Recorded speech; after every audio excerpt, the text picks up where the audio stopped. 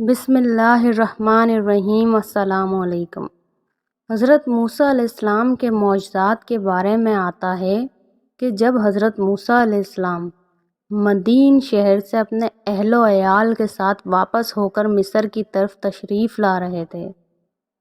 کہ رات کے ٹائم پر آپ کی نظر ایک چلتی ہوئی آگ پر پڑی، جس پر آپ نے اپنے اہل خانہ کو ایک جگہ پر چھوڑ کر آپ اس آگ کے قریب چلتے گئے۔ جب قریب پہنچے تو اس وادی کے قریب سے ایک آواز سنائی گئی، جس پر حضرت موسیٰ علیہ السلام کافی پریشان ہوئے،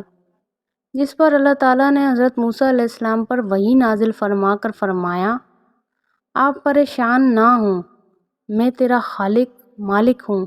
میں تجھے نبوت اور رسالت سے نواز رہا ہوں، کیونکہ جس کو ہم اپنا رسول نبی بنا کر بھیجتے ہیں تو اس کو نشانیاں دے کر نوازتے ہیں۔ ابھی سوال یہ پیدا ہوتا ہے کہ اللہ پاک نے حضرت موسیٰ علیہ السلام کو کتنی روشن نشانیاں دیں، تو اس کا جواب یہ ہے کہ اللہ نے حضرت موسیٰ علیہ السلام کو 9 روشن نشانیاں دے کر فرعون کی طرف بھیجا۔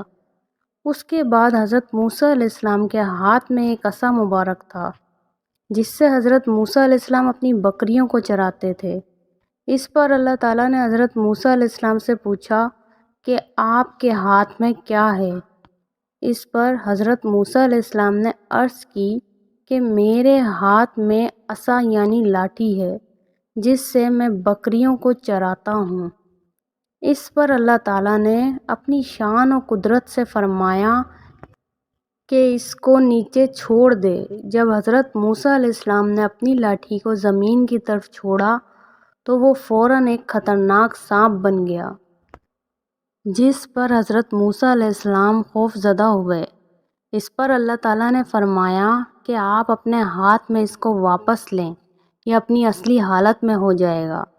اس کے بعد اللہ تعالیٰ نے مزید حضرت موسیٰ علیہ السلام کو معجزات سے نوازا۔ جب حضرت موسیٰ علیہ السلام کو اللہ تعالیٰ نے معجزات عطا فرمائے، تب اللہ تعالیٰ نے حکم دیا کہ بے شک فرعون اور اس کی قوم زیادہ سرکش ہو گئی ہے، جا کر ان کو ہمارے احکامات سنائیں اور ان کو آخرت کے عذاب سے ڈرائیں۔ جس پر حضرت موسیٰ علیہ السلام نے عرض کی، اے پروردگار، بے شک فرعون بڑا ظالم اور سرکش ہے، میری زبان میں لغزش، لہٰذا میرے ساتھ میرے بھائی ہارون علیہ السلام کو نبی بنا کر بھیجیں تاکہ ہم فرعون اور اس کے ماننے والوں کو دعوت دے سکیں۔ اس کے بعد حضرت موسیٰ علیہ السلام اور حضرت ہارون علیہ السلام دونوں فرعون اور اس کے ماننے والوں کو دعوت دینے لگے، جس پر فرعون نہ مانا اور حضرت موسیٰ علیہ السلام کو جادوگر کہہ کر چیلنج کرنے لگا،